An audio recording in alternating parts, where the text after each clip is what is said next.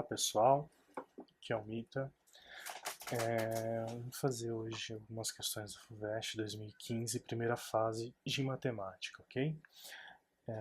Eu estou aqui com o site aberto da FUVEST 2015, primeira fase, a prova V, tá? Então procurei lá as questões de matemática e encontrei aqui as questões de matemática. Então vamos lá. A primeira questão ela diz o seguinte: a trajetória de um projétil lançado à beira de um penhasco, sobre um terreno plano e horizontal, é parte de uma parábola com eixo de simetria vertical, como ilustrado na figura. O ponto P sobre o terreno é pedra perpendicular traçada a partir do ponto ocupado pelo projeto, percorre 30 metros desde o instante de lançamento até o instante que o projétil atinge o solo. O que ele quer dizer com isso? Ele quer dizer que a distância da ponta do penhasco aqui até o ponto onde ele atinge o solo é de 30 metros. Certo? Muito bom. A altura máxima atingida pelo projétil, 200 metros acima do terreno, então o ponto aqui de altura máxima é 200, é atingida no instante em que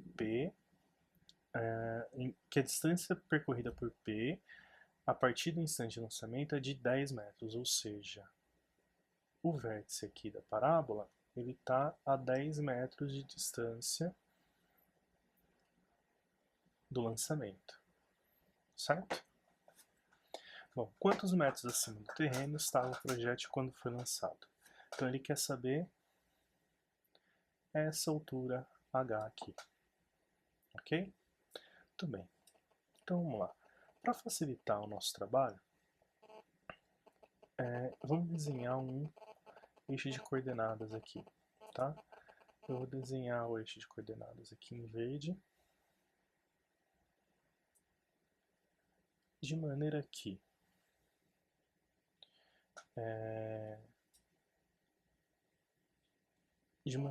o quê? O eixo X fica no solo e o eixo Y ele passa pelo vértice da parábola. Por que eu estou fazendo isso? Porque dessa maneira eu tenho aqui informações muito importantes, como por exemplo, a informação de que uma das raízes dessa parábola ela é a distância de 30 metros menos esses 10 metros aqui. Então eu sei que a raiz é de 20 metros. Bom, pela simetria ser dada aqui no eixo vertical e eu ter colocado esse eixo exatamente em cima do eixo vertical, eu sei que o quê? Que a outra raiz, que é aqui o prolongamento dessa parábola, ela vai bater em menos 20, olha que legal. Bom, e eu sei então que o meu vértice é de 200. Olha que bacana, eu sei que a minha parábola, então, ela vai ser uma parábola que tem o x do vértice no 0 e o y no vértice no 200, e as raízes são mais 20 e menos 20. É muito fácil então escrever a minha parábola na forma de A vezes x menos uma raiz, menos 20, vezes x menos a outra raiz, menos 20 dá mais 20, certo? Isso tem que ser igual a zero. Essa é a minha parábola, olha que bacana. Bom, então eu tenho A vezes x ao quadrado menos 400, certo? Aqui é o produto da soma pela diferença, então é só fazer o quadrado do primeiro menos o quadrado do segundo. Isso tem que ser igual a zero. Mas olha que legal, quando x vale zero, quanto que vale o y? Na verdade, isso aqui é a minha forma da parábola. Então, eu vou chamar isso aqui de y, certo? Bom, quando x vale 0, o y vale 200. Então, se eu fizer a vezes 0 menos 400, isso tem que ser igual a quanto? A 200. Então, o meu a vai valer menos meio. Olha que legal. Se o meu a vale menos meio, como é que é a forma da minha... Como é que é a minha parábola? A minha parábola é y é igual a menos meio de x ao quadrado mais 200. Bom, mas o que ele está me pedindo? Ele está me pedindo o h. Só que o h é quando x vale menos 10, certo? Porque essa distância que ele me deu é de 10. Então, quando x vale menos 10, quanto que vale o y? O y vale menos meio vezes x ao quadrado é 10 ao quadrado dá 100, mais 200. Então, o y vale 200 menos 50, 150 metros.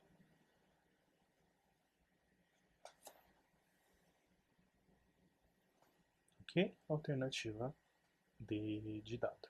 O segundo exercício agora da FUVEST, primeira fase, em 2015, de matemática, ele diz o seguinte: na cidade de São Paulo, as tarifas de transporte urbano podem ser pagas usando bilhete único.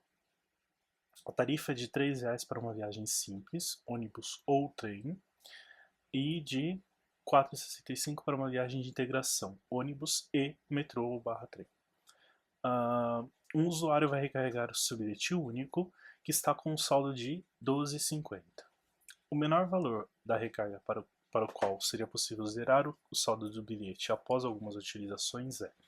Bom, nessa questão, a FUVEST ela exige do candidato o seguinte: fazer uma questão rápido, certo? Qual que é o meio mais rápido de se fazer essa questão? Utiliza as respostas na ordem para achar o menor valor possível. Então vamos lá. 12,50 mais os 85 centavos que ele vai colocar de crédito daria 13,35. Bom, 13,35 a gente vai pensar o seguinte: eu quero ver se eu consigo fazer caber alguma combinação desses números aqui, certo? Bom, o mais lógico é que a gente tente tirar esses 5 centavos do final utilizando uma integração, que daria 9,70. Ok. Bom, 9,70 não é um múltiplo de R$3, certo? Vamos ver se é um múltiplo de 4,65. 4,65 vezes 2 dá 9,30. Bom, 9,30 não é 9,70, então 85 centavos não pode ser a menor recarga. Ok? Vamos pensar agora no 1,15. Então 12,50 mais 1,15 dá 13,65. Bom, de novo, eu quero tirar os 5 centavos do final, porque o único múltiplo de 5 no final que existe é essa integração. Então vamos subtrair de 4,65, dando R$9. Bom, R$9 é um múltiplo de R$3, certo? Fazendo 3 utilizações de R$3, eu consigo alcançar esse R$9. Então, se eu fizer 3 utilizações de R$3 e uma utilização de R$4,65, eu tenho os 13,65. Então a menor recarga possível aqui para zerar o saldo do bilhete único após algumas utilizações é de R$1,15, alternativa B. Continuando aqui com a resolução da FUVEST, primeira fase 2015, parte de matemática, a terceira questão nos diz o seguinte: a equação x² mais 2x mais y² mais mx igual a n, em que m e n são constantes, representa uma circunferência no plano cartesiano. Sabe-se que a reta y igual a menos x mais 1 contém o centro da circunferência e a intersecção no ponto menos 3 e 4. Os valores de m e n são respectivamente, então vamos lá, vamos procurar aqui nessas respostas qual que vai ser a nossa solução, tá? Eu coloquei aqui uma figurinha básica aqui para a gente entender o problema e anotei as coisas aqui para a gente ficar mais fácil de trabalhar aqui numa tela maior, ok? Então vamos lá. A primeira coisa que a gente vai pensar é o seguinte: a circunferência ela tem um x do centro e um y do centro, certo? Bom, o x do centro e o y do centro a gente consegue encontrar numa circunferência só olhando para a forma geral da circunferência. A forma geral da circunferência é a seguinte: x menos o x do centro ao quadrado mais o y menos o y do centro ao quadrado tem que ser igual ao quê? Ao raio dessa circunferência também ao quadrado, ok? Muito bem. Então, se a gente colocar isso aqui nessa forma aqui, a gente consegue encontrar esse x do centro e y do centro. E para que eu quero isso? Eu quero isso porque eu sei que essa reta aqui passa pelo centro da circunferência, ok? Então vamos lá. A primeira coisa que então a gente tem que fazer é transformar isso nisso aqui. Bom, para transformar esse negócio todo aqui na forma geral de uma circunferência, o que eu vou fazer? Eu vou manipular essa equação aqui, a fim de a gente conseguir transformar ela nisso aqui. Então, eu vou fazer o seguinte: x² mais 2x, eu vou acrescentar 1. Por que eu vou acrescentar 1 para esse pedaço aqui? Porque eu sei que x mais 1 ao quadrado é igual ao quadrado do primeiro, x ao quadrado, mais 2 vezes o primeiro para o segundo, 2x, mais 1 ao quadrado, que é 1. Então, eu quero transformar isso aqui em um quadrado perfeito, certo? Então, eu vou somar 1 aqui. Bom, para eu somar 1 aqui, eu tenho que somar 1 do outro lado da equação. Então, lá do outro lado eu tenho n, eu vou somar 1 do lado de lá da equação, ok? Para o y eu vou fazer a mesma coisa, então eu vou pegar o y ao quadrado mais o my e vou somar alguma coisa aqui, que eu vou somar do outro lado também, de maneira que eu consiga transformar esse pedaço aqui em y mais alguma coisa ao quadrado, ok? Bom, esse alguma coisa está dependendo do quê? Está dependendo desse m aqui. Então, o que eu vou fazer? Eu vou pensar no seguinte: eu vou ter, na hora que eu expandir isso daqui, eu vou ter y ao quadrado mais 2 vezes o que tiver aqui, vezes o y, mais o que tiver aqui ao quadrado, certo? Bom, o que eu tenho que ter aqui, nessa posição aqui, para que esse pedaço aqui seja mx? Bom, se eu tiver m dividido por 2 nesse pedaço aqui, eu garanto que na hora que eu cortar esse com esse, eu vou ter m vezes o x, ou vezes o y, perdão. Certo? Eu vou ter m vezes o y, que é o que eu quero. Então, o que eu preciso ter? Eu preciso ter m sobre 2 aqui. Então, esse m sobre 2 vai ser elevado ao quadrado, vai ser o monstrinho que eu vou ter que adicionar aqui. Então vai ser m sobre 2 ao quadrado, que dá m ao quadrado sobre 4. Então vou somar m ao quadrado sobre 4 dos dois lados. E por que isso mesmo? Porque isso aqui eu vou transformar em x mais 1 ao quadrado. E isso aqui eu vou transformar em y, perdão, vou transformar em y mais m sobre 2, tudo isso elevado ao quadrado. Isso tem que ser igual a n mais 1 mais m ao quadrado sobre 4. Beleza? Então eu tenho aqui esse formato, aqui a minha equação original, ok? Muito bem. Bom, então quem que é o meu x do centro?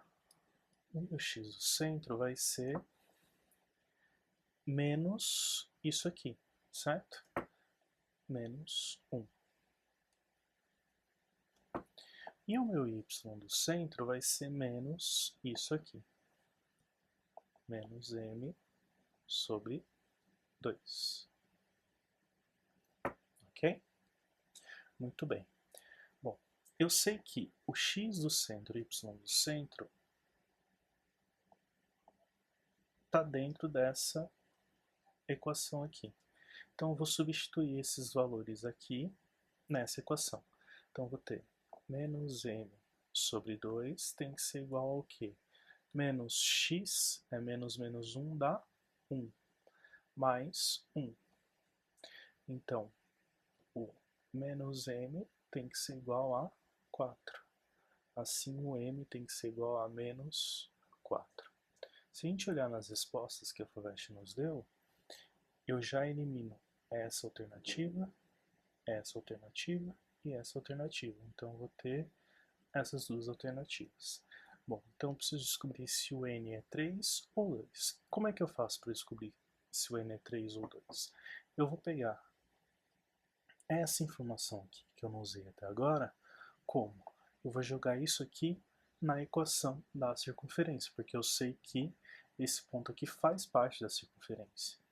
Então vamos colocar lá menos 3 mais 1 elevado ao quadrado, mais y mais menos 4 dividido por 2 dá menos 2.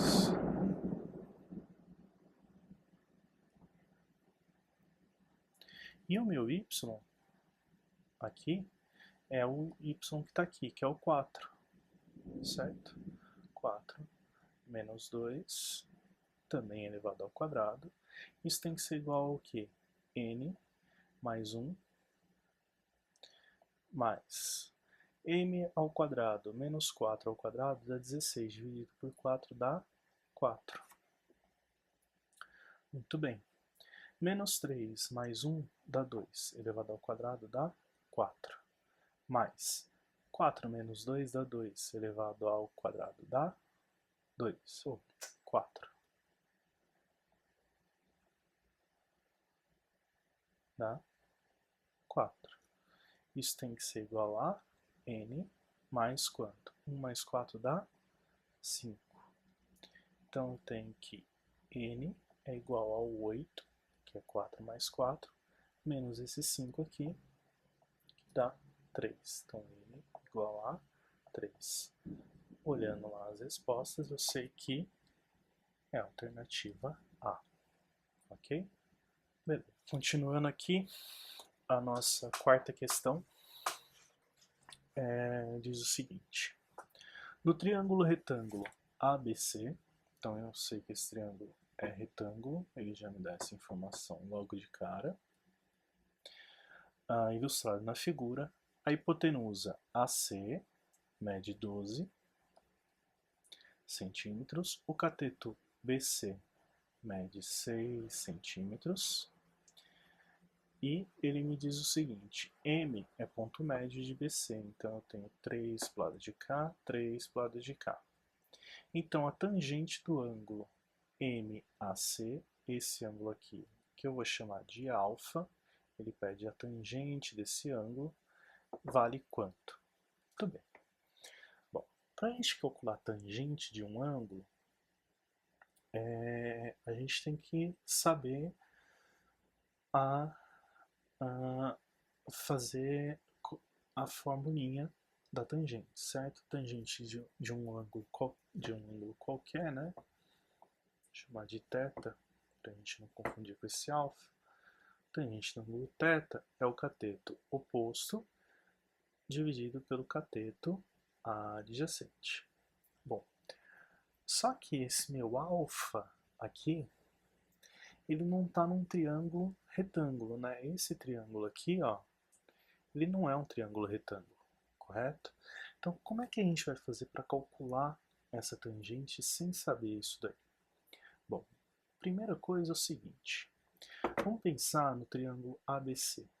Tá faltando uma informação desse triângulo aqui que eu não tenho ainda, que é a medida desse cateto aqui. Como é que eu faço para calcular esse cateto aqui que eu vou chamar de C? Vamos calcular pelo teorema de Pitágoras no triângulo ABC. Eu sei que a hipotenusa vale 12 e eu sei que o cateto BC vale 6. Então, 12 ao quadrado é igual a C ao quadrado mais 6 ao quadrado.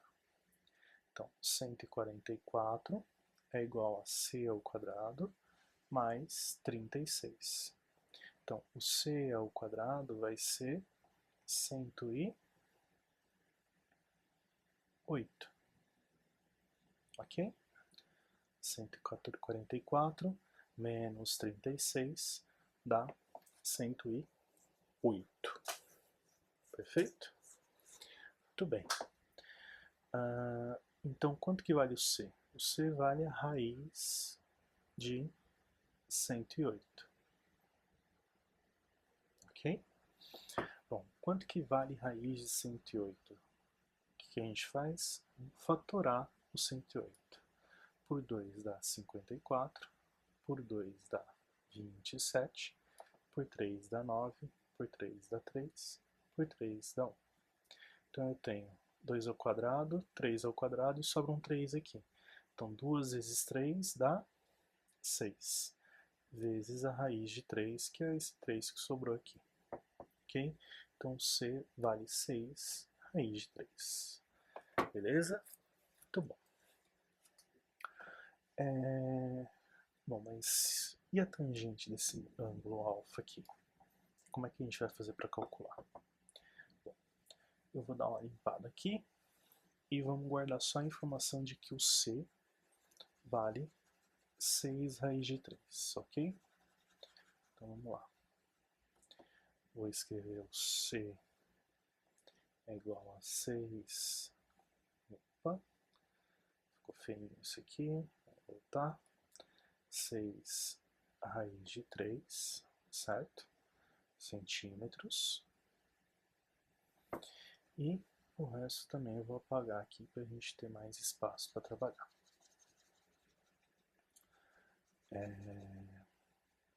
Muito bom. Beleza. Bom, vou pegar esse ângulo aqui, ó, e vou chamar de beta. Ok? Por que eu vou fazer isso? Porque esse triângulo que eu vou destacar aqui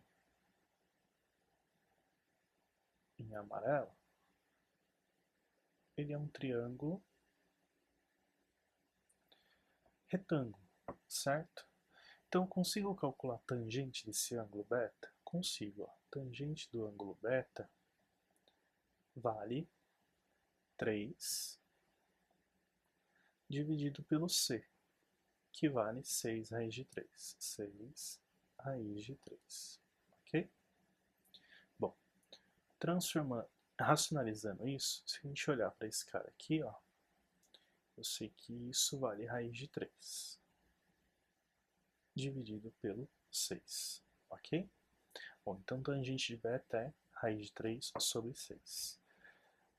Mas para que eu estou fazendo isso? Calma, gente, calma. Vamos lá. Vamos fazer agora a tangente desse ângulo todo aqui, ó, grandão. certo? A tangente do ângulo grandão é a tangente do ângulo alfa mais o ângulo beta, certo? Bom, essa tangente vale o cateto oposto, que é 6, dividido pelo cateto adjacente, que é 6 raiz de 3. Então eu sei que a tangente do ângulo alfa mais beta, já racionalizado, vai dar 3, raiz de 3 sobre 3. Beleza? Então vamos pegar essa informação e essa informação aqui. Bom, eu sei que a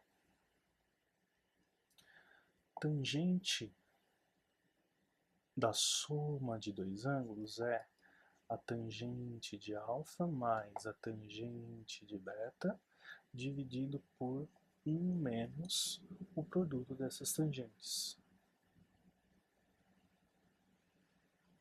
Vocês percebem que eu tenho esse valor, eu tenho esse valor e eu tenho esse valor? O único valor que eu não tenho é o tangente de alfa. E olha, é exatamente isso que ele está me pedindo no exercício. Então vamos substituir valores. A tangente de alfa mais beta vale raiz de 3 sobre 3.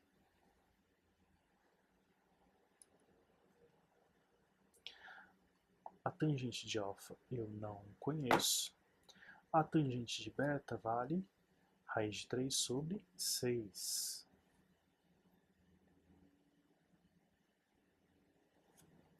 Dividido por 1 menos a tangente de alfa, que eu não conheço, vezes a tangente de beta, que é raiz de 3 sobre 6. Ok? Muito bem. Vamos multiplicar em cruz. Eu vou ter 3 vezes a tangente de alfa mais a raiz de 3 sobre 2, que é 3 vezes a raiz de 3 sobre 6.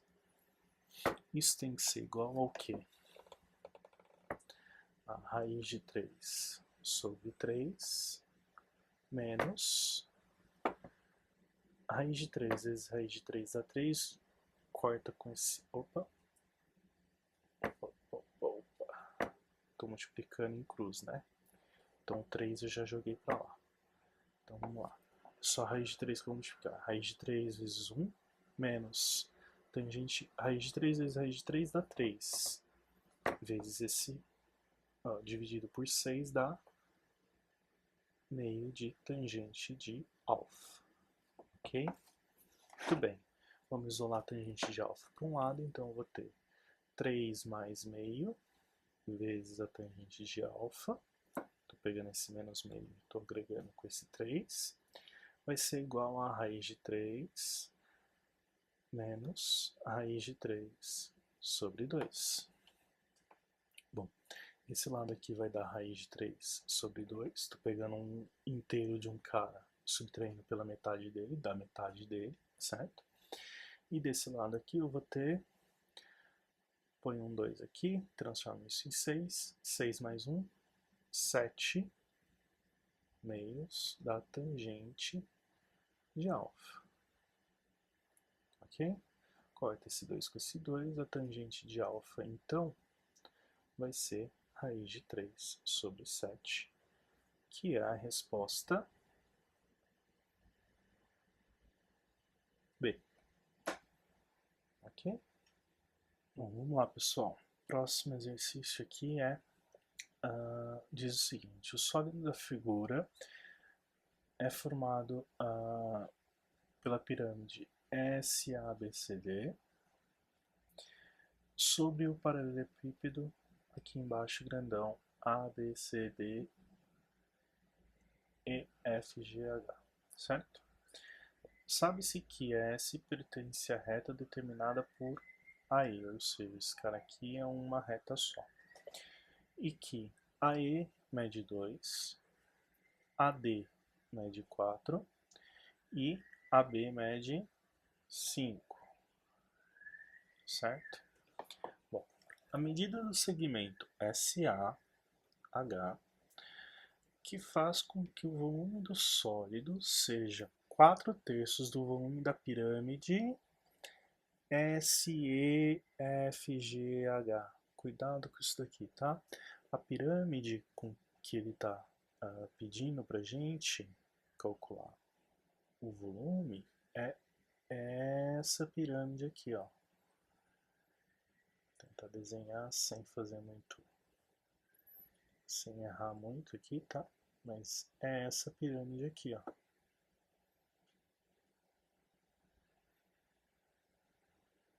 Ok? Então tome cuidado, ok? Vamos lá. Ele está falando para mim que o volume do sólido grandão aí, o volume do sólido grandão é igual a 4/3 do volume de SEFGH,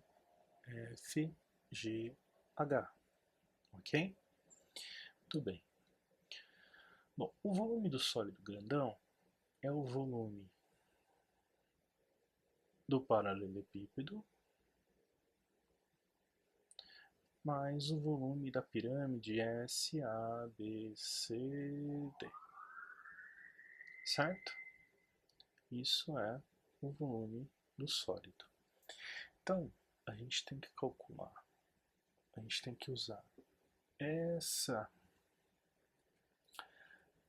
formulinha aí, ó, o volume do paralelepípedo mais o volume do sólido SABCD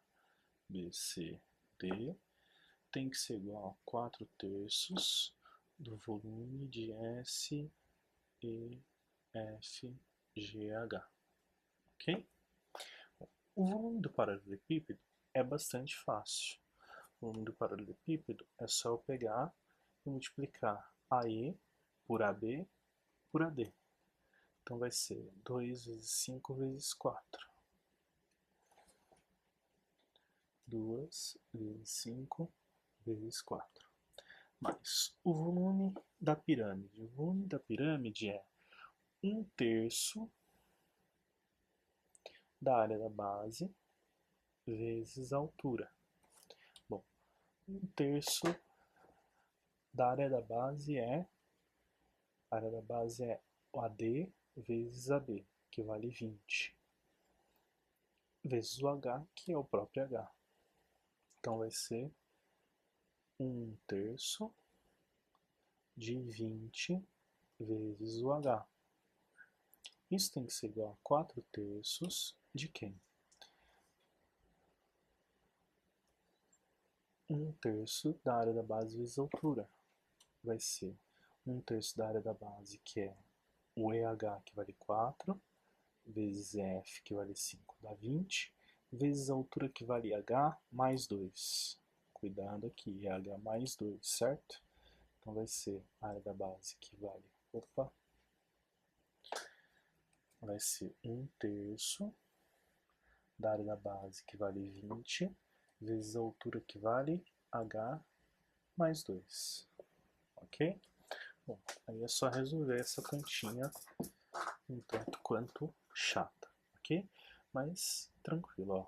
2 vezes 5 vezes 4 dá 40, mais 20/3 de H. Isso tem que ser igual ao quê? A 80 nonos de H mais 160 nonos, ok? Passa esse cara para cá, esse para lá, a gente vai ter 40 menos 160 sobre 9 é igual a 80H sobre 9 menos 20H sobre 3, ok? Bom, multiplica esse 40 por 9, divide por 9, esse 20 a gente multiplica por 3 e esse aqui por 3, certo? Bom, a gente vai ter o seguinte, então, 9 vezes 40 dá 360, menos 160, tudo isso dividido por 9. E para o lado de cá a gente vai ter 80H menos 60H, tudo isso dividido por 9 também. Então a gente pode cancelar esse com esse. Do lado de cá a gente vai ter 200. E do lado de lá a gente vai ter 20H. Então quanto que vale H? Vale 10 centímetros. Alternativa E. Ok?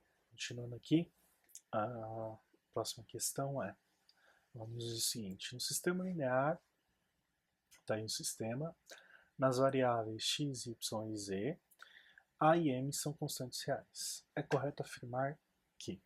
Bom, aqui a gente tem um caso muito comum de análise de sistemas lineares, ou seja, a gente tem que descobrir se esse sistema é sistema possível e determinado, sistema impossível, sistema possível e indeterminado, dependendo aí das situações, ok? Bom, então a melhor forma da gente resolver isso aqui é escalonando esse sistema. Então aqui a gente tem um sistema e vamos tentar escalonar esse sistema. Bom, para escalonar esse sistema, eu vou manter a primeira equação e vou somar na segunda equação, por quê? Tem um menos y aqui, vai somar com mais esse y aqui e vai cancelar. Então eu vou ter ax mais z é igual a 2. Lembra que eu estou somando, então eu tenho que somar esse 1 mais 1. Ok? O y vai sumir. E a última a gente mantém. Por que eu fiz dessa maneira? Porque agora eu tenho as duas equações aqui embaixo, dependendo só de x e z. Bom,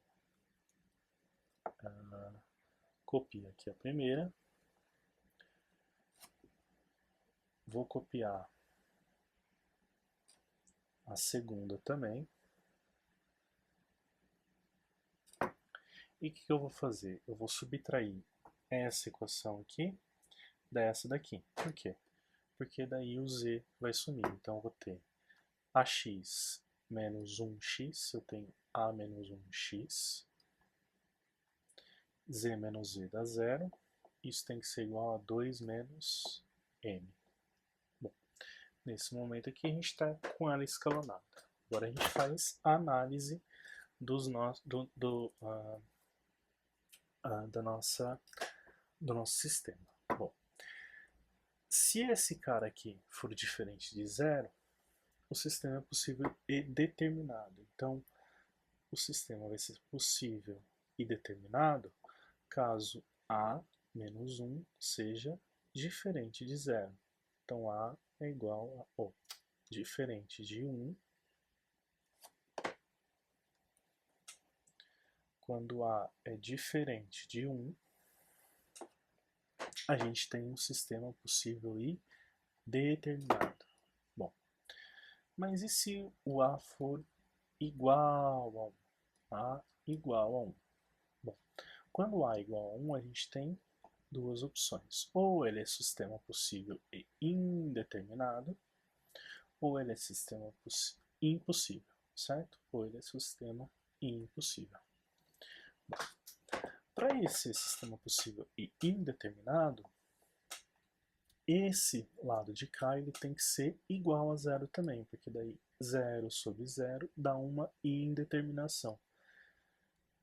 Então, quando ele for igual a zero, a gente vai ter que m é igual a 2, vai gerar o meu sistema possível e indeterminado. Lembra que o A tem que ser igual a 1. E para ele ser impossível, ou seja, não ter uma solução real?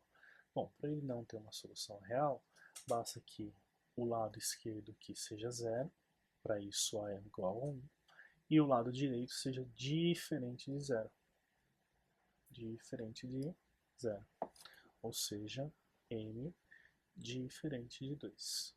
Bom, com isso a gente tem uma análise completa do nosso sistema. Vamos olhar as alternativas que a FUVEST nos dá. No caso em que A é igual a 1, no caso em que A é igual a 1, o sistema tem solução, se e somente se m igual a 2. Isso é verdade, porque ó, quando m é igual a 2, o sistema é possível. Então, para A igual a 1, o sistema só é possível e indeterminado caso m seja igual a 2. Ok?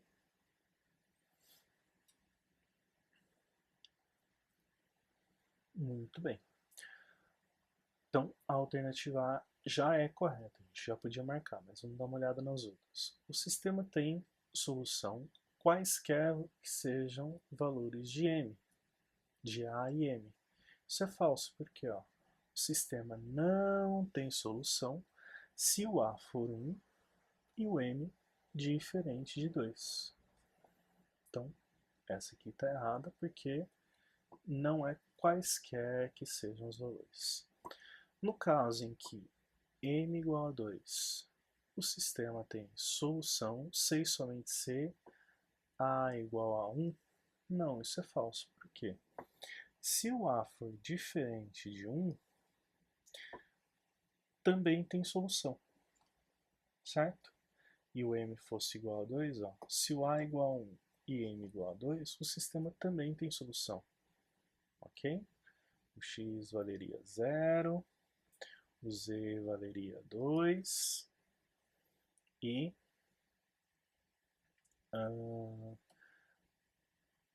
o y valeria menos 1, certo? Independente desse A aqui. Só não vai ser quando A é igual a 1, ok? Porque esse cara aqui zeraria, ok? Então, essa aqui está falsa porque se o m é igual a 2, o sistema pode ter solução com A diferente de 1 também, certo? Perceba que a restrição é o A ser igual a 1, não o m ser igual a 2, porque essas duas poderiam ser equivalentes, mas não são, ok?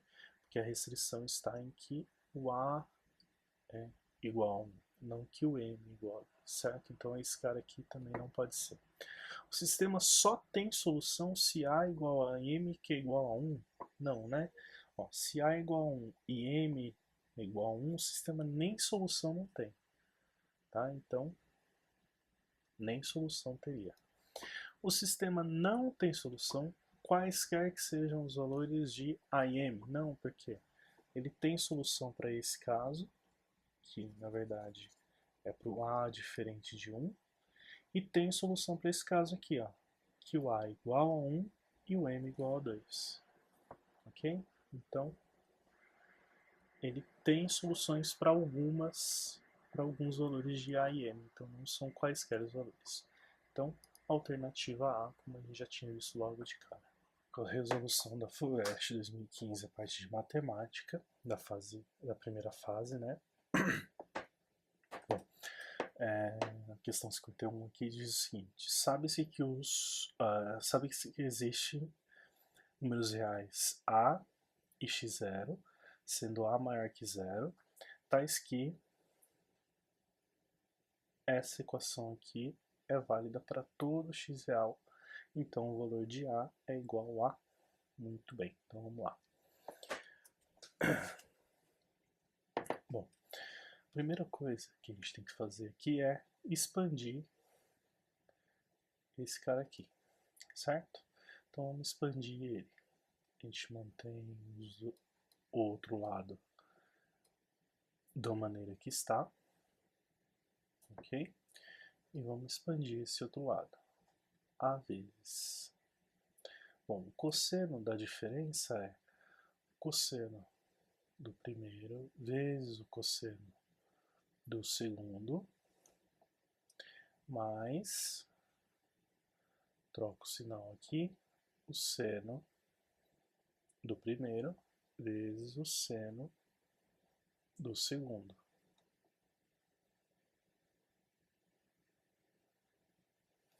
Ok? Muito bem. Então, seno de x mais 2 vezes o cosseno de x tem que ser igual a vezes o cosseno do x0 vezes o cosseno de x mais o seno de x0 vezes a vezes o seno de x0, deixa eu colocar do lado de cá, fica mais bonitinho.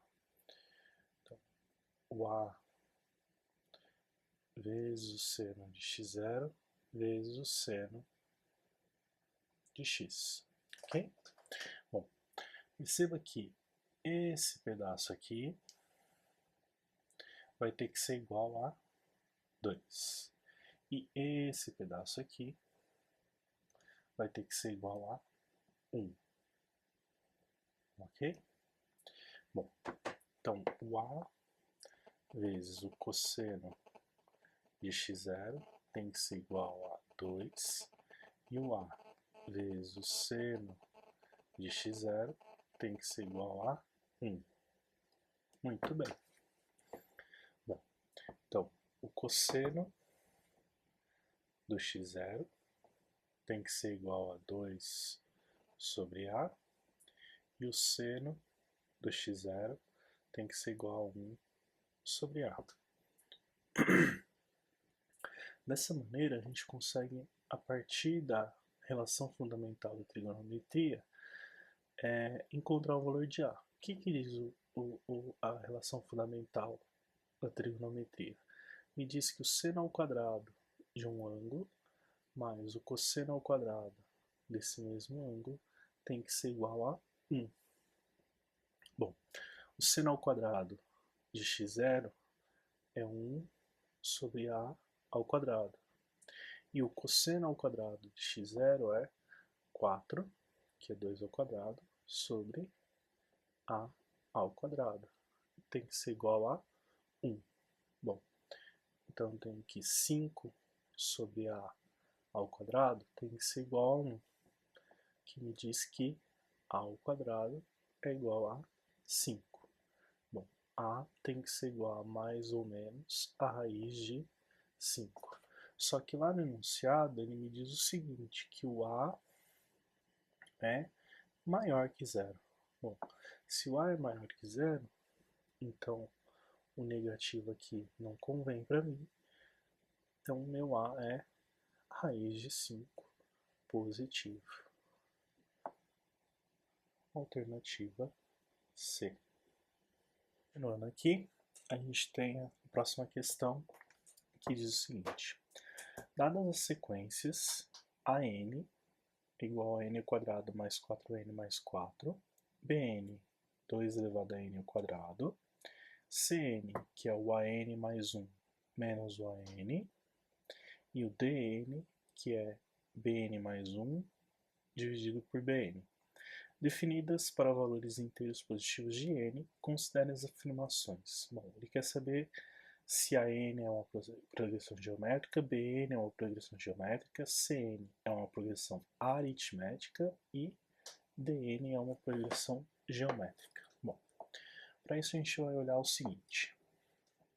A PA, que é a progressão aritmética, ela tem o formato, esse formato aqui, certo? É um valor mais n-1 vezes uma razão, certo? Uma constante. Bom, e a PG é um valor vezes uma razão elevado a n-1, beleza? Muito bom. Aqui em cima eu copiei só as informações que ele me deu no enunciado.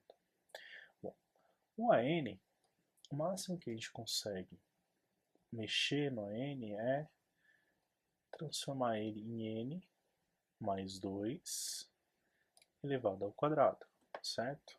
O quadrado do primeiro mais 2 vezes o primeiro pelo segundo mais o quadrado do segundo. Bom, a gente consegue perceber que isso não tem um formato parecido com a PG. Por quê? Por que não tem um formato parecido com a PG? O expoente na PG é alguma coisa em n elevado à primeira potência, que não é o caso aqui, certo? O expoente aqui está sendo um 2. Bom, então, o AN não é PG, certo? Então, a afirmativa 1 aqui, ela é falsa. Bom, BN é uma progressão geométrica? Vamos olhar aqui.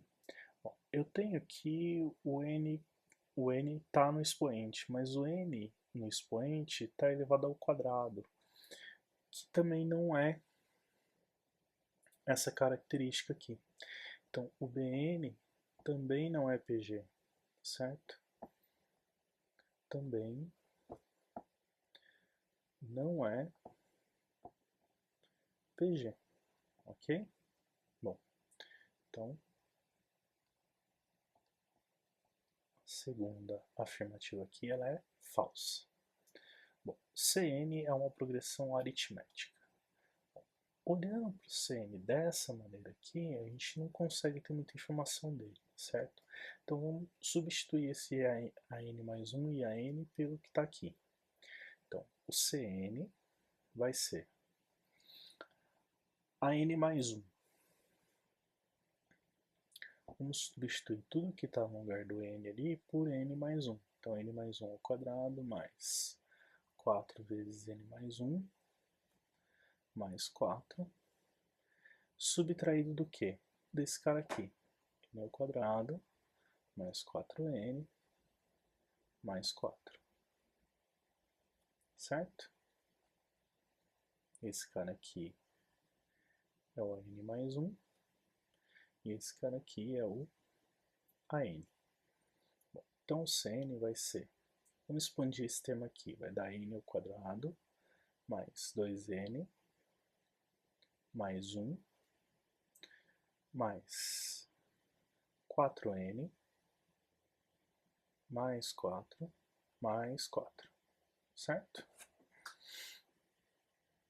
Esse pedaço aqui é isso aqui, esse pedaço aqui é isso aqui, e esse 4 fica sobrando aqui.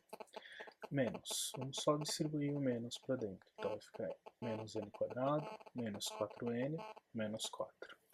Bom, vamos ver que a gente consegue cortar aqui.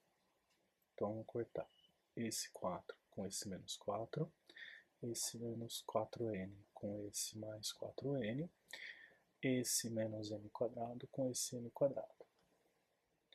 Então, o CN vai ser igual a 2n mais 1 mais 4. Então, 2n mais 5. Certo? Bom,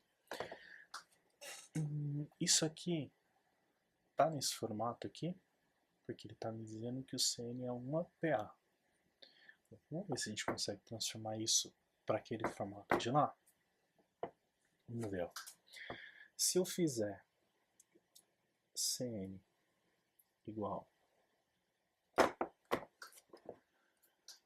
a 7 menos 2 dá o 5 que está aqui, certo?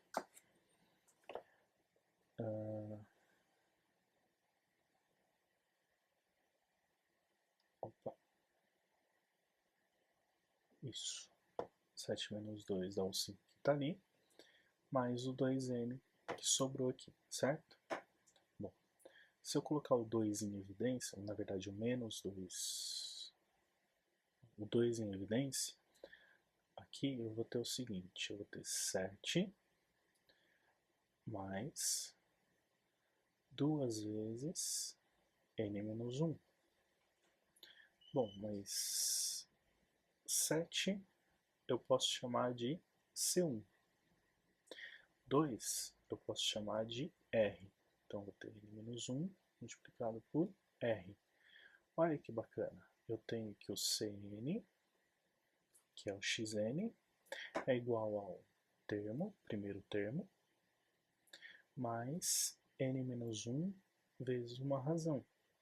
Então, Cn é uma PA. Afirmativa 3 aqui é verdadeira. Bom, a última coisa que falta é o Dn. Bom, o Dn, ele me diz que é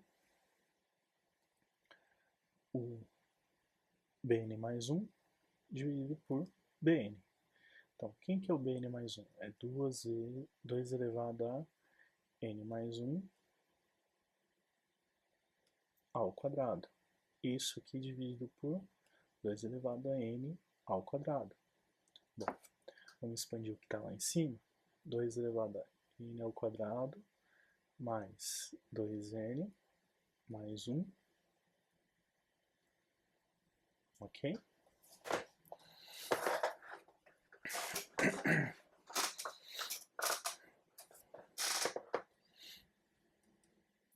Isso dividido por 2 elevado a n ao quadrado. Isso tem que ser igual a... Bom, esse cara aqui vai subir subtraindo, então vai ficar n quadrado menos n quadrado, eu vou ficar... vai cancelar, eu vou ficar com 2 elevado a o resto aqui, que é 2n mais 1. Bom, de novo, eu não sei se está nesse formato, mas vamos tentar chegar nele. 2 elevado a 2n menos 2 mais 3. 3 menos 2 dá 1, que é esse cara aqui, certo? Bom, o que eu vou fazer então? Vou fazer o seguinte.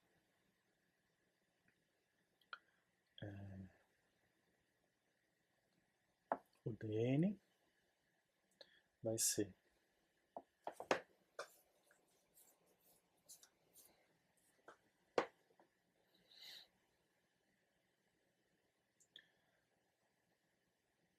dois elevado ao cubo vezes 2 elevado ao quadrado n menos 1.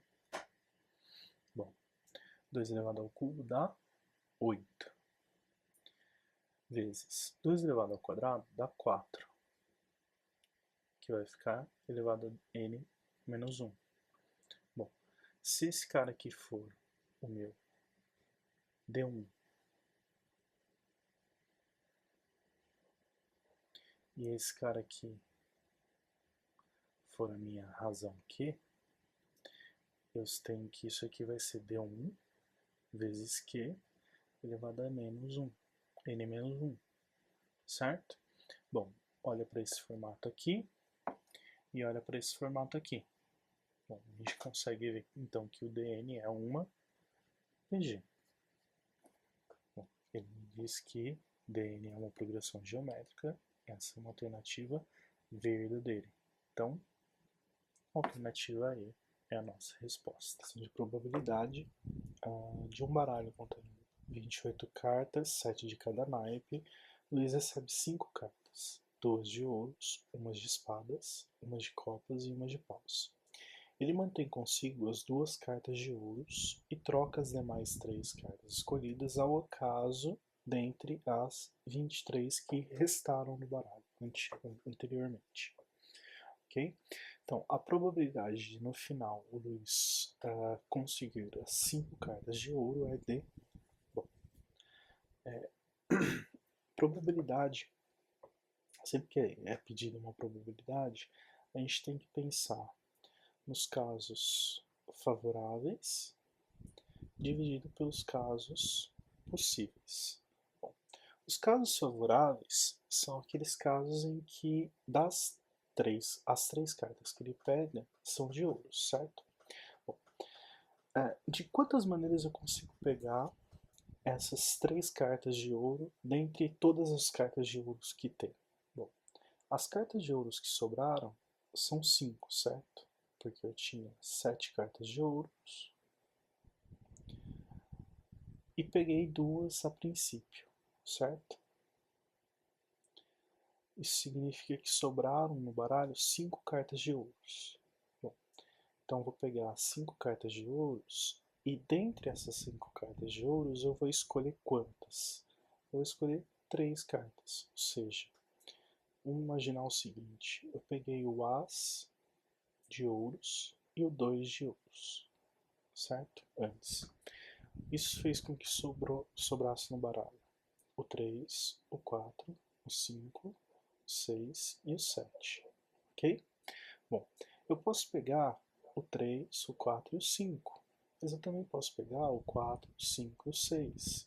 Eu posso pegar o 3, o 5 e o 6. Eu posso pegar de algumas maneiras essas 3 cartas entre as 5 que sobraram. Para fazer isso, eu escolho 3 entre 5. Então, eu vou fazer uma combinação das 5 cartas, tomadas 3 a 3. Bom, da mesma maneira, de quantas os casos possíveis, né, são de quantas maneiras eu posso tirar 3 cartas ao acaso dentre as 23. Então, o total de casos é eu pegar as 23 cartas e escolher 3 delas, certo? Aí são todos os casos possíveis. Para fazer essa continha aqui, eu tenho 5 fatorial dividido por 3 fatorial, 2 fatorial. Isso é a formulinha ali da combinação. E embaixo eu tenho 23 fatorial dividido por 20 fatorial vezes 3 fatorial. Ok? Bom, o 3 fatorial daqui de baixo eu posso cortar com o 3 fatorial aqui de cima. Aqui em cima eu vou ter 5 vezes 4 vezes 3 vezes 2 vezes 1. E embaixo aqui eu vou ter 2 vezes 1. Certo? Aqui embaixo eu vou ter 23 vezes 22 vezes 21 vezes o 20 fatorial dividido por 20 fatorial. Bom, 20 fatorial com 20 fatorial eu posso cortar. Esse 2 com esse 2 eu posso cortar. Aí aqui, o que eu vou fazer? Eu vou cortar esse 4 com esse 22, vai sobrar 2 em cima e 11 embaixo. Esse 3 eu posso cortar com esse 21, vai sobrar 7. Então a conta final que eu preciso fazer é 5 vezes 2, que dá 10, dividido por 23 vezes 11 vezes 7. 23 vezes 11 vezes 7. Bom, minha dica: sempre que eu tenho 11 na multiplicação, eu deixo para fazer ela por último, porque é mais fácil fazer uma multiplicação por 11. 23 vezes 7, eu vou ter 3 vezes 7, 21, vão 2. 7 vezes 2, 14 com mais 2 dá 16. Então eu tenho 161, que eu tenho que multiplicar ainda por 11. Basta fazer isso aqui, ó, 161, escreve 161 embaixo deslocado, põe um zerinho na frente e soma 1, 7, 7, 1. Então vai dar 10 dividido por 1771. Alternativa C. Bom, a próxima questão aqui da FUVEST, primeira fase, da parte de matemática, é uma questão um pouquinho complicada pelos dados que foram dados, ok? Vamos dar uma olhada aqui, ó. Ele pede para a gente examinar o gráfico. Nesse gráfico aqui, a gente tem um gráfico de barras, certo? E a gente tem 3 anos aqui em que a gente tem a representação das idades de mães que deram luz nesses anos de 99, 2004 e 2009, ok? Bom, essa questão é tipo a questão que você tem que olhar as alternativas e ir descartando as que são verdadeiras e as que são falsas. Então vamos dar uma olhada aqui nas alternativas. Bom, a primeira alternativa ele diz que a mediana das idades aqui das mães das crianças nascidas em 2009 foi maior que 27 anos. Bom, a primeira coisa que a gente precisa pensar é que a mediana é o número que está no meio, certo? Então, assim, a gente tem que olhar para as porcentagens e na hora que a soma der 50% exatamente, a gente sabe qual que é a posição da mediana, ok? Então ele está falando aqui para a gente em 2009.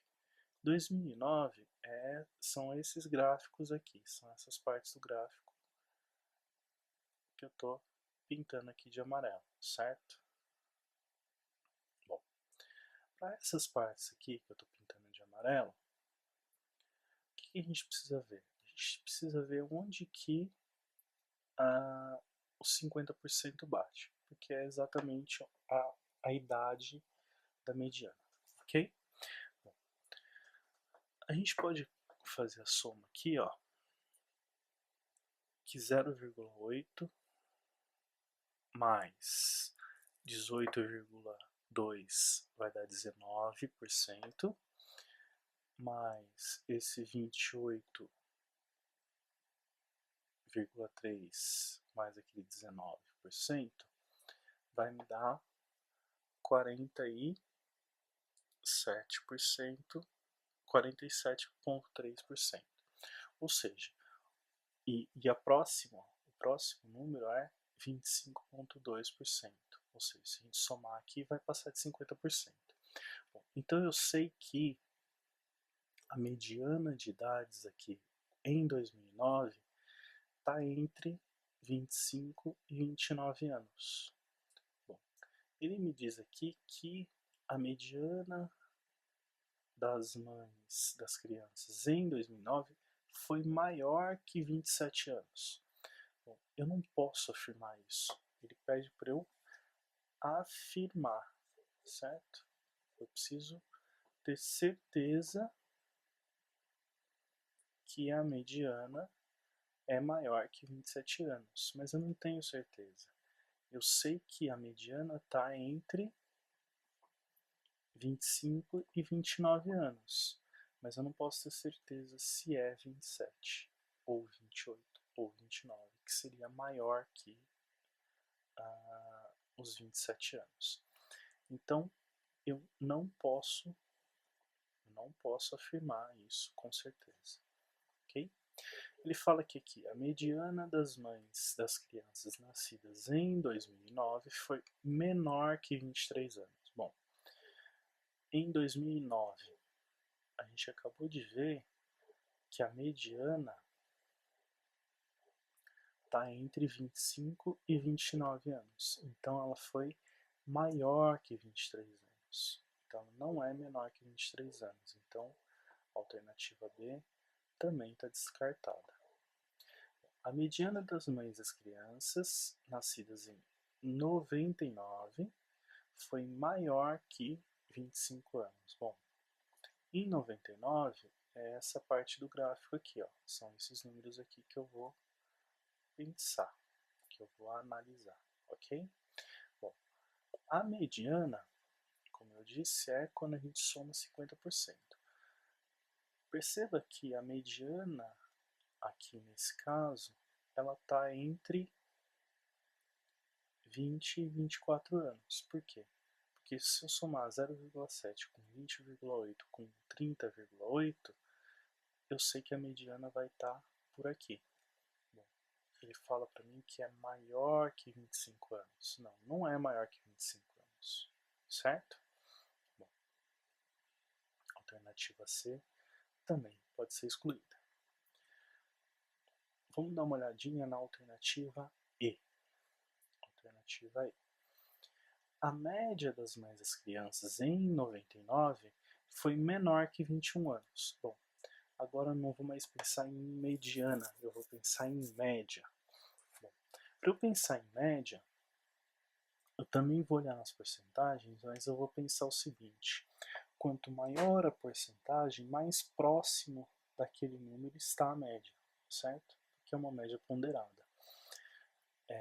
Além do mais, assim, se eu tiver uma porcentagem maior numa região do gráfico, Significa que a média vai estar mais tendenciada a estar para aquele lado, ok? Bom, a média das mães das crianças nascidas em 99 foi menor que 21 anos. Vamos pensar o seguinte: onde que está 21 anos? 21 anos está aqui, certo? Em 99, vamos olhar aqui, ó.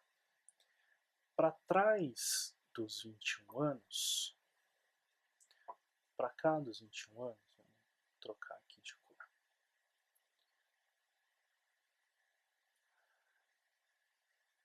Para trás dos 21 anos, que estaria mais ou menos aqui, certo? Para cá, quantos por cento que eu tenho? Eu tenho 20,8%, é no ano de 99, né? Só conferir aqui, 99. Para trás aqui de 21 anos, a soma das porcentagens é de 21,5%, ok? E para lá,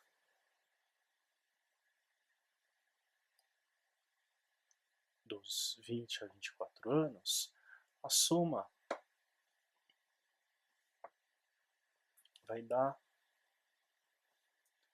23, com 14 são 37, 43, com mais 2, 45, com mais 1, 46%. Então vai ser maior que 46%, certo? Então significa que a soma das idades aqui, a média das idades, vai estar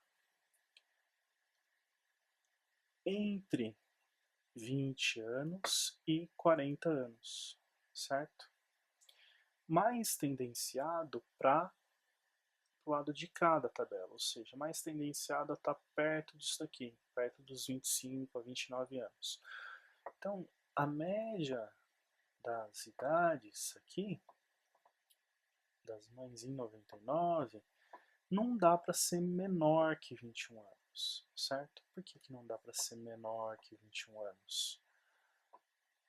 Porque como a gente tinha visto ali no gráfico, essa média, ela tá nessa região aqui, ó, certo? Tá mais para maior do que 21 anos do que para menor do que 21 anos. Perceba que o 21 anos é uma idade meio complicada aqui. Por quê? Porque 21 anos não está explícito, né, que são 21 anos aqui. A gente tem que abstrair que tá mais para frente do que para trás, mas eu não tenho certeza se é 20, se é 20, se é 22, se é 23, se é 25, se é 30. Eu não consigo ter certeza, porque eu não tenho certeza de quanto desses 38% tem 20 anos ou 24 anos, certo? Então, tá mais para ser maior do que 21 anos, ok? E aí, pensando na mesma lógica, tá? Essa aqui é a alternativa que a gente mais vai chegar próximo. Por quê? Vamos pensar em 2004, que é o gráfico, que são as porcentagens aqui do meio. Vocês percebem que a soma aqui, ó, desse lado de cá, vai dar 20%, 20,6%, certo? E a soma para o lado de cá vai dar mais ou menos aqueles 47, 48% que a gente tinha visto anteriormente, certo? Maior que 48%. Então, a tendência é que a média esteja mais para cá. Ou seja, está um pouco à frente dessa faixa etária aqui. Estando para frente dessa faixa etária, significa que a média é sim maior que 22 anos, tá? Que é o que ele está afirmando para mim aqui embaixo, ok? Que a média em 2004 foi maior que 24 anos. Para mim é essa alternativa. É um pouco complicada essa questão pela faixa etária aqui, por essas faixas etárias, não descreverem exatamente qual que é a porcentagem para cada idade, tá? A porcentagem aqui ela é uma questão complicada pelo fato da porcentagem ser em cima da faixa etária e não das idades, ok? Mas a alternativa correta aqui é a D, D de dado. Bom, como de costume, as duas últimas questões de cada matéria na FUVEST são questões multidisciplinares, tá? Então, aqui a gente tem uma questão que envolve um pouco de química, perfeito? Bom, o que ele está falando? O grafite de um lápis que tem 15 centímetros de comprimento e 2 milímetros de espessura, dentre os valores abaixo, que mais se aproxima no número de átomos presentes nessa grafite bom, a gente não precisa realmente ter um conhecimento de química aqui para resolver essa questão. O único conhecimento que a gente precisa ter é fazer uma análise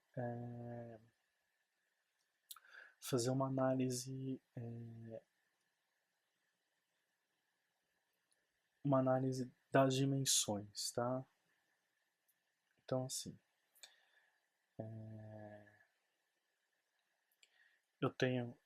ele está falando para mim que o grafite é um cilindro circular reto, ok? Feito de grafite puro, e a espessura do grafite é o diâmetro da base do cilindro, ok? Então, a espessura de 2 milímetros significa que o raio da minha base é de 1 milímetro, ok? Bom, e a altura aqui é de 150 milímetros. Por que eu estou pensando em milímetros? Na verdade, o ideal seria pensar em centímetros, é melhor a gente trocar então. Então, vamos pensar o seguinte. Eu tenho aqui minha base, a minha altura é de 15 centímetros, e a base ela tem um raio de 1 milímetro transformado para centímetro é 0,1 centímetro, certo? Muito bem. Bom, vamos fazer uma análise dimensional? A gente está olhando aqui para um centímetro cúbico, ou seja, eu vou calcular o volume desse cilindro, tá?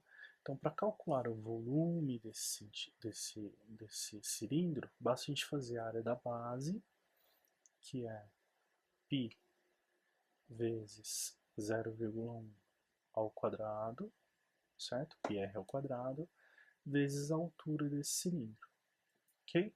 Então, eu vou ter que, isso aqui vai dar aproximadamente 0,15 vezes 3, que é 0,45, ok?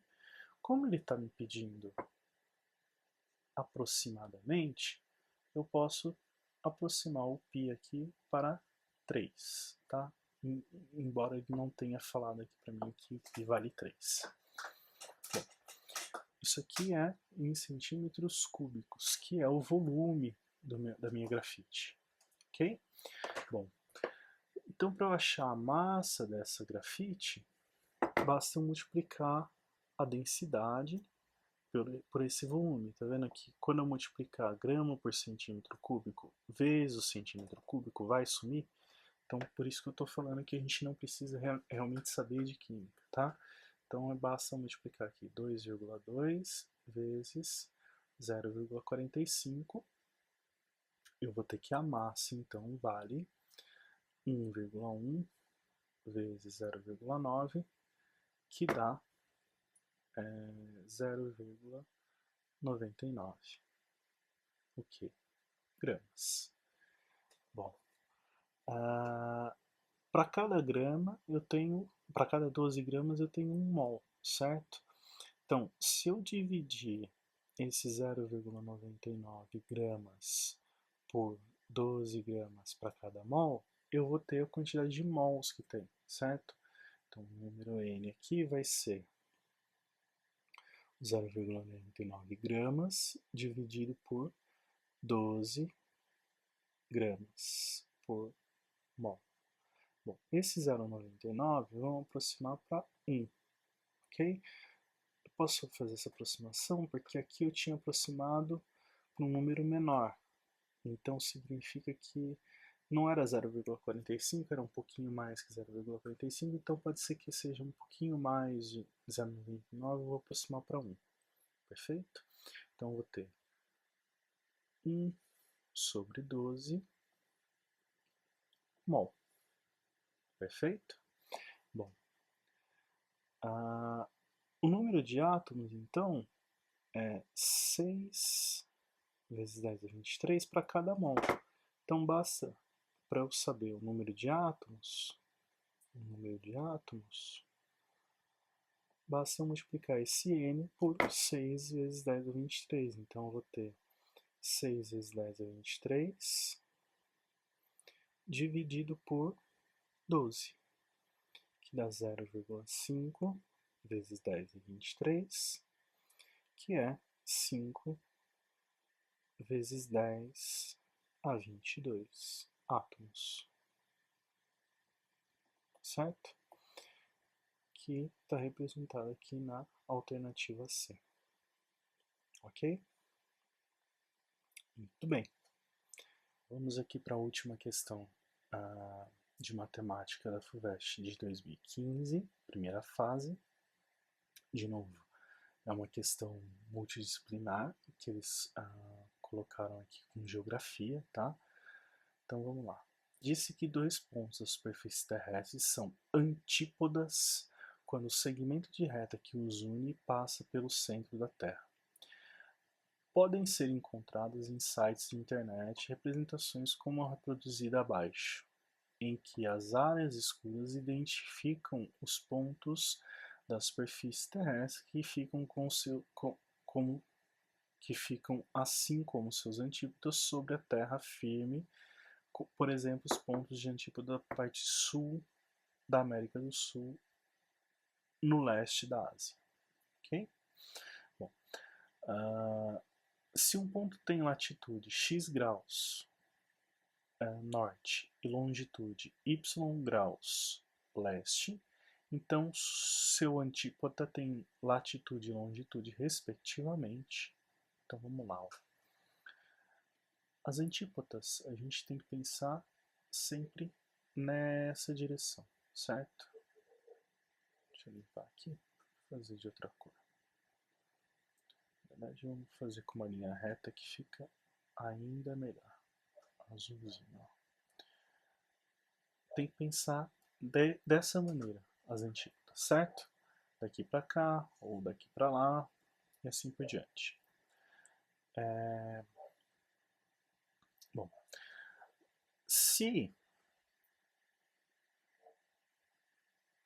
a latitude do meu ponto é de x graus positivos, certo? A latitude da antípoda vai ser de menos x, ou seja, se esse cara aqui é x graus norte, a antípoda dele vai ser x graus sul, certo? Bom, pensando aqui no meridiano de Greenwich, quando a gente pensa em y graus leste, o que a gente precisa pensar? A gente precisa pensar que na longitude a gente não dá a volta inteira no globo, certo? A gente vai fazer o seguinte, eu vou só até metade do globo. Então, na verdade eu não vou até metade, vou até metade do globo para dar 180, certo? Se eu ando y graus leste, significa que eu estou andando menos y graus, certo? Menos y graus aqui para o sul. Só que não é bem assim que a gente considera, certo? Eu considero meio globo. E aí,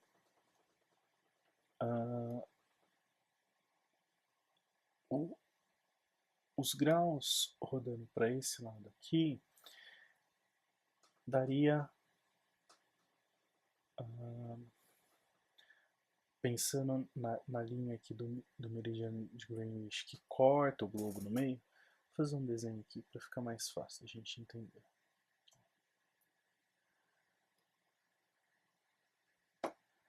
Pensa isso aqui como globo terrestre, tá? Tá bem fininho, meu globo terrestre meio deformado, mas não tem problema. Esse aqui é o meridiano de Greenwich, certo? Ok? Muito bem. Se eu... aqui são graus leste, né? Aqui é o oeste. Fiz tudo errado, mas tudo bem. Já vou consertar, para a gente entender melhor. Ó, o leste fica à direita do norte. Então, se eu ando y graus leste, significa que a minha antípota, que vai estar lá do outro lado, ó, vou pegar aqui, lá do outro lado, assim, ela vai andar a partir do meridiano de Greenwich para o lado de lá, certo? Sempre para o lado de lá. A gente não pensa, na hora de pensar na longitude, a gente não pensa na volta inteira. Então eu não vou pegar aqui do leste e vou dar 360 graus, ou andar 180 mais um pouquinho. Eu vou andar ao contrário. Então eu vou pegar ó, o 180 que é lá do lado de lá, e vou andar o y graus para lá, né? Certo? Só que se você for pensar a partir do meridiano de Greenwich, o que eu tenho? Eu tenho que dar a volta quase inteira lá, 180, e voltar y. Então eu vou pegar o 180 menos y graus oeste. Então a alternativa correta é a alternativa B. Não sei se isso ficou claro, mas a ideia é a seguinte: quando eu ando y graus leste aqui, eu preciso pensar do outro lado do globo lá, eu tenho que andar y graus para o sentido oposto. Só que a minha marcação de latitude, não, de longitude, perdão, é sempre feita a partir do meridiano aqui da frente, que é o meridiano de Greenwich. Então eu tenho que pensar que não é y graus aqui, a partir do oeste, a partir do meridiano de Greenwich. Eu tenho que pensar que são 180 menos o y que eu andei para trás lá, tá? Não sei se isso ficou claro, mas a explicação é mais ou menos essa, ok? Bom, muito obrigado aí pela atenção e paciência de todos. Espero que tenha ajudado aí nos seus estudos. Até uma próxima.